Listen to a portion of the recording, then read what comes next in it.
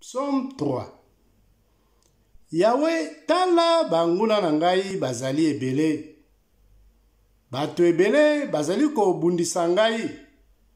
Bato ebele bazali koloba po na ngai ete Nzambe akobikisa ye te.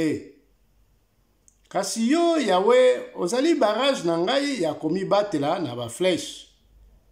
Ozali lokumu na ngai, olongisaka ngai. Soki nabeleli Yahweh aya kosalisa ngai, apesaka ngai eyano uta na ngomba na ye ya bosantu. Nalalaka pe nazwaka pongi malamu, butu moi Yahweh abatelaka ngai.